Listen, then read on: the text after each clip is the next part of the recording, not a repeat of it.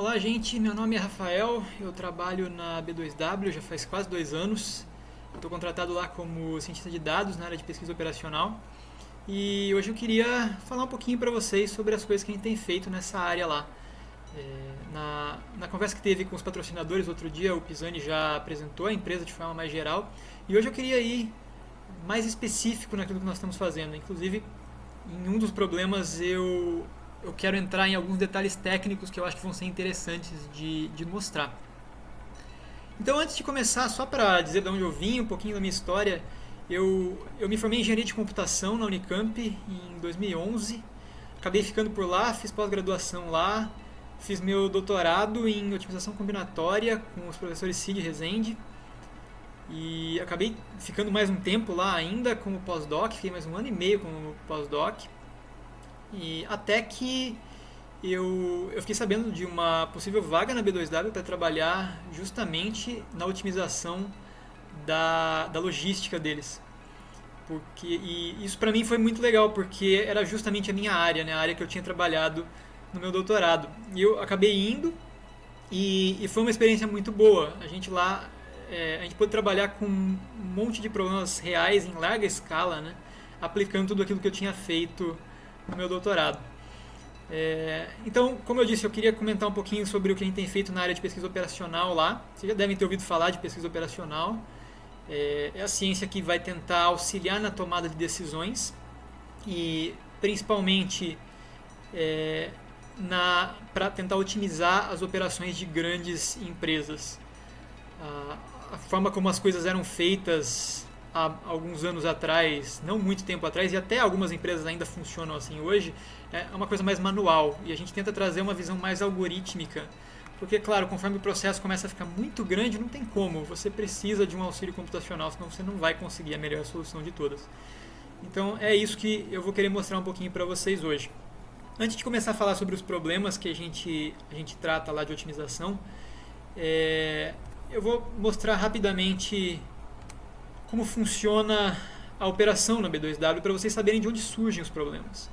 Então, a B2W ela surgiu com a união aí de 3 marcas, Americanas, Shoptime e Submarino.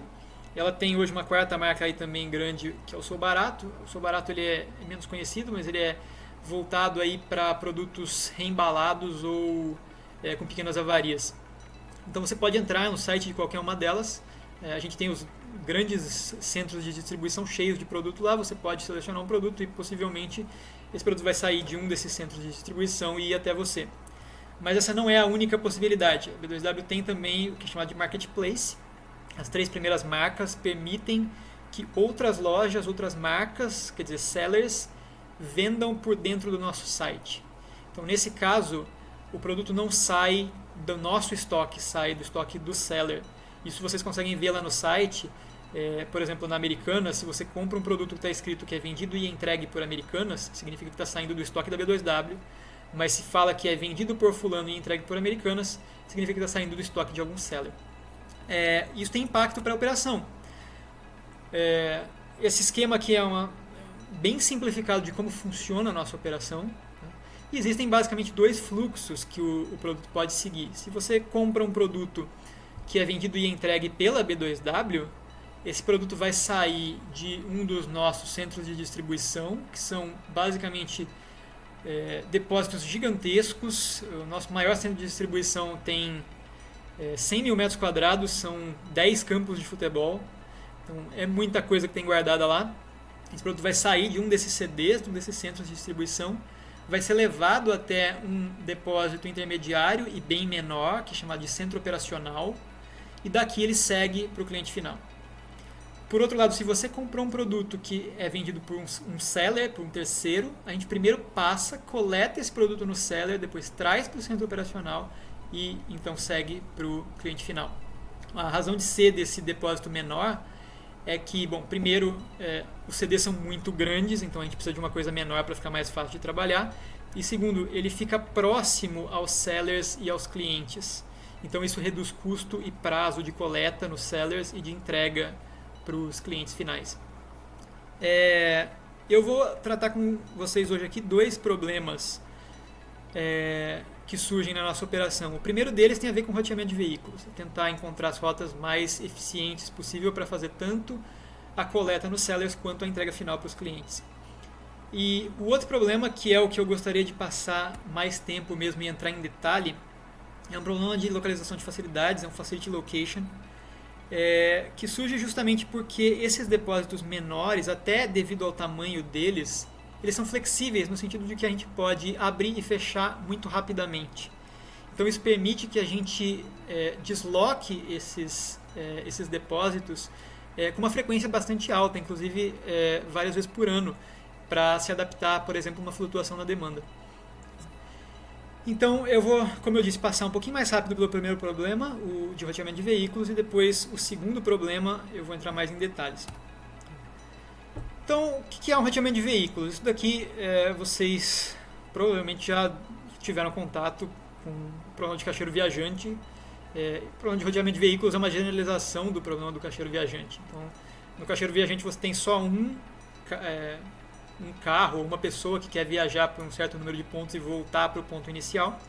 E aqui você pode ter vários.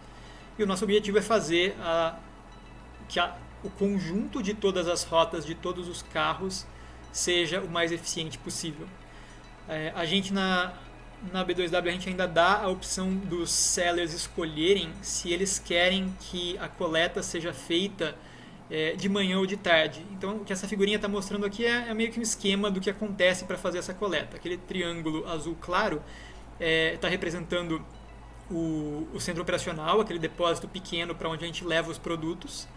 E cada círculo ali representa um seller, o tamanho do círculo é o volume que aquele seller tem para ser coletado, e o amarelo representa que o seller tem que ser coletado na manhã e o vermelho na parte da tarde.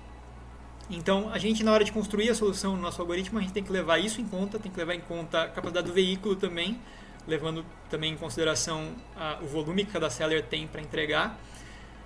A gente também leva em consideração coisas como jornada de trabalho do motorista, porque não pode exceder um certo número de horas, o horário de almoço do motorista.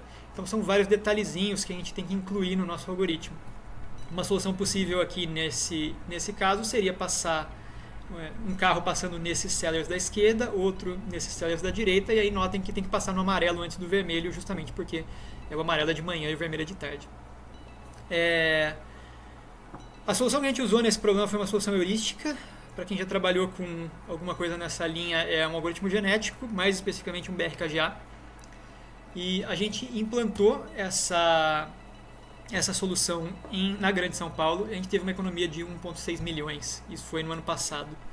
Então, como eu disse antes, tudo era feito de forma manual, mas o volume disso daqui é muito grande. A gente pode ter num dia cheio, pode sair entre 40 e 50 carros de cada depósito para coletar em até 200 ou até mais sellers.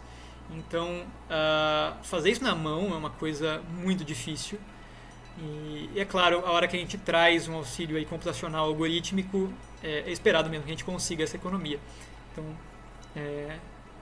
e foi o que nós conseguimos.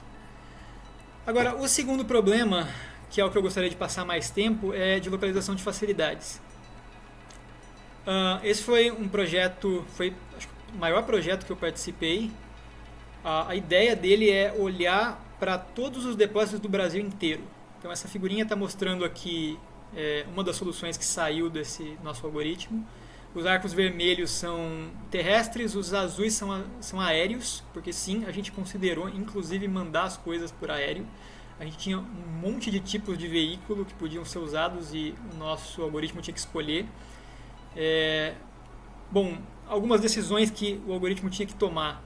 Ele tinha que escolher o número, a localização, o tamanho e o nível de automação dos depósitos. Então é muita coisa para ele decidir. Além disso, a gente ainda queria que ele dissesse qual era a rota que cada pedido ia seguir, dizendo por quais depósitos ele ia passar, porque naquele esquema simplificado que eu mostrei, só saía no máximo do CD para um depósito menor para o cliente final, mas na prática pode acontecer de passar por vários depósitos intermediários, então a gente tinha que dar essa rota também. E por último, a gente queria também que o algoritmo determinasse a frota de veículos em cada arco. Então, como eu disse, a gente considerava vários tipos de veículo e a gente queria que o algoritmo dissesse quais iam ser usados em cada situação. E isso tudo tinha que respeitar obviamente, capacidade dos veículos, mas também prazo de entrega dos pedidos, e mais alguns detalhes também de operação nos depósitos. A gente foi bem a fundo nos detalhes nesse trabalho. A nossa equipe tem eu e mais um colega meu, Guilherme, que somos cientistas de dados na área de pesquisa operacional, mas nós temos também analistas, nós temos desenvolvedores, que é a única forma de conseguir chegar no nível de detalhe que a gente queria. Nesse caso aqui a gente chegou inclusive a pesquisar quanto seria o custo do metro quadrado de um depósito em cada estado. Então, se eu resolver abrir um depósito em São Paulo, quanto vai custar o metro quadrado para eu alugar o barracão? E se eu movesse esse depósito para Minas, talvez ele fique mais distante dos clientes de São Paulo, mas será que compensa o custo se for mais barato lá? Então, a gente levou tudo isso em consideração. A nossa solução ela foi baseada em programação linear inteira. E, bom, a gente tinha instâncias gigantescas, eram coisas aí de 20 a 40 mil pedidos. E, bom, para quem já trabalhou com alguma coisa NP difícil, sabe que é uma escala realmente absurdo. É muito grande, é muito difícil conseguir resolver um negócio desse. Eu até, inclusive, escrevi ali que a solução é baseada em PLI, porque a gente não conseguia deixar rodar o PLI até o final. A gente usava de forma heurística o PLI. Na verdade, a gente acabou encontrando depois, com o tempo, uma forma de quebrar as instâncias, e a gente rodava o PLI em subinstâncias, na verdade, e depois juntava tudo. E mesmo assim, era um problema muito difícil. O nosso modelo chegou a ter aí 10 milhões de variáveis. Isso gastava memória aí de 200 GB. A gente tem uma máquina de 500 GB de RAM e nem ela não aguentava. Em alguns casos, quando a gente tentava forçar um pouco mais o modelo, estourava. E, bom, é óbvio que se você pega um problema LP difícil e joga uma instância desse tamanho nele, o resultado é óbvio, a performance é horrível. E é nesse ponto que eu queria chegar. Foi outro dia, quando o Pisani estava apresentando a empresa, foi feita uma pergunta que era: quais são as habilidades que se aprende na maratona que seriam úteis no dia a dia, né? E eu acho que o grande diferencial para quem já acostumou a resolver esses problemas da maratona é justamente de encarar um problema difícil assim e tentar achar uma saída, e de conseguir achar essa saída. Eu sempre gostei desse tipo de problema também, principalmente pelo desafio algorítmico ali. Eu sempre gostei de algoritmo. E, bom, existe uma diferença fundamental entre os problemas da maratona e os problemas reais mesmo. E reais aqui eu incluo tanto problemas do mercado quanto problemas que você vai pegar, por exemplo, numa pós-graduação. E essa diferença é que os problemas da maratona, em geral, eles acabam tendo uma estrutura, ou existe alguma propriedade ali que leva a uma solução elegante, né? Pode ser muito difícil de ver, mas no fim das contas existe uma sacada que mata o problema. E na vida real, geralmente não. Você não vai encontrar uma sacada que resolve todos os seus problemas. Mas a forma de você abordar a dificuldade é muito parecida. Então, eu geralmente, quando eu estou tentando resolver um problema difícil, eu penso que tem duas formas básicas de tentar contornar uma grande dificuldade. Ou eu tento olhar para o problema de uma forma totalmente diferente e rever toda a minha solução, ou eu tento entrar dentro do problema e provar alguma propriedade que me permita melhorar a solução que eu já tenho. E foi nessa direção que nós seguimos aqui. Então, a princípio, tudo era possível aqui. Os produtos podem passar em qualquer lugar, qualquer carro pode levar qualquer produto para qualquer lugar. E essa falta de estrutura deixa o problema muito difícil de ser resolvido. E aí o caminho que a gente foi justamente o de tentar reduzir o número de possibilidades. A gente olhou para várias coisas até que, enfim, a gente acabou olhando para os veículos. Como eu disse, o algoritmo tinha que determinar a frota de veículos que ia percorrer cada arco. E a princípio a gente podia mandar quantos veículos a gente quisesse de qualquer tipo.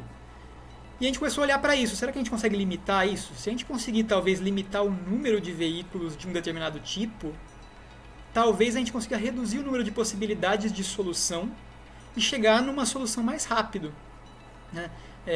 A ideia, de forma mais precisa, mais técnica, seria vamos reduzir o domínio das variáveis que a gente tem no nosso modelo para diminuir o nosso espaço de solução e assim tentar chegar numa solução mais rápido. E aí nós começamos a olhar para os veículos. Como eu disse, a gente tinha um monte de veículo, mas eu coloquei 3 aqui só para exemplificar. Então, a gente tinha esses 3 aqui, Fiorino, VUC e carreta. Então, a Fiorino é aquele carro que todo mundo já viu na rua, né? VUC é um caminhão de pequeno porte e a carreta é um caminhão de grande porte. As capacidades deles são de mais ou menos 3, 10 e 40 metros cúbicos e a gente modelava o custo deles como um custo fixo mais um custo por quilômetro. Então, uma coisa que a gente vê aqui é que a Fiorino, da Fiorino para o VUC a gente tem mais do que triplica a capacidade, mas os custos não. Os custos aumentam, mas não triplica. Do VUC para a carreta quadruplica a capacidade, mas os custos não quadruplicam. Isso é natural, porque você espera que quando você tem grandes volumes, vale a pena mandar no caminhão maior, na carreta. E aí a gente começou a se perguntar o seguinte: será que faz sentido a gente mandar um monte de Fiorino em algum dos arcos? Porque se a gente começar a mandar muita Fiorino, não vale a pena mandar a carreta de uma vez. É mais ou menos o que acontece quando você vai dar o troco, por exemplo, em moedas. Digamos que você tem que dar um troco e eu quero saber qual é o maior número de moedas de 1 centavo que eu posso devolver para uma pessoa. A princípio, se eu tenho uma quantidade ilimitada de todos os tipos de moeda, a menos que eu queira trollar o meu cliente, eu não preciso dar mais do que 4 moedas de 1 centavo, porque a partir de 5 eu já posso dar uma de 5 centavos. A gente pensou, será que não existe a mesma relação aqui com os carros? E como é que a gente vai provar um negócio desse? Bom, a gente quer saber, será que existe um número máximo de Fiorinos, ou de VUCs, ou de qualquer outro tipo de veículo, que faz sentido mandar para qualquer volume total de carga numa frota ótima? Então, assim, se eu precisar mandar 30 metros cúbicos, quantas Fiorinos eu preciso? E se eu for mandar 50 metros cúbicos e 100 metros cúbicos? E a nossa pergunta era essa.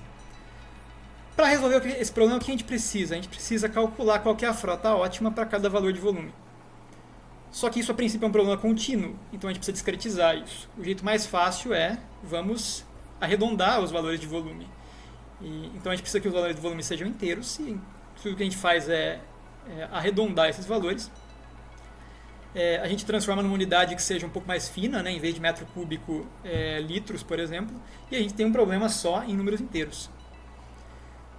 Aí agora o problema que sobra é o seguinte: está tudo inteiro, então agora eu tenho um conjunto de veículos com custos associados, um volume total V, e eu quero selecionar um conjunto de veículos de custo mínimo com capacidade total de pelo menos V.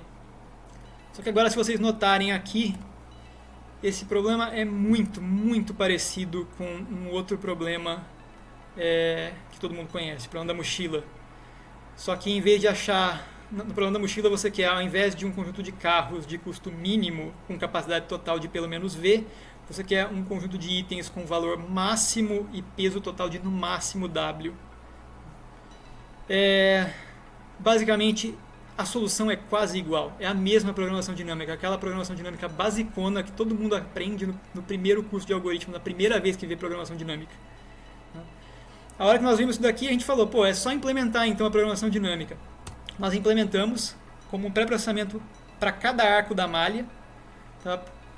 E a gente chegou à conclusão que os veículos menores em geral aparecem no máximo 3 ou 4 vezes na frota ótima e nunca mais do que 7.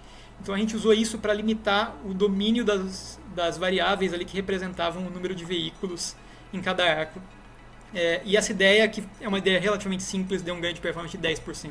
Então, foi um negócio muito legal de achar, que a gente bateu o olho naquilo e fala, nossa, isso aqui a gente sabia há tanto tempo e estava escondido aqui. Uma ideia tão simples e deu uma solução tão legal, com um ganho tão legal. Então é isso. Esse é o tipo de habilidade que pode ajudar muito no nosso dia a dia. Era isso que eu tinha para comentar com vocês. Eu deixo aqui meu contato. Se vocês quiserem discutir mais e mais a fundo em alguma coisa, podem entrar em contato comigo. E era isso. Agradeço a todos e uma boa prova, boa maratona. E desejo códigos sem bugs, funcionando e passando nos testes para todos. Obrigado, gente.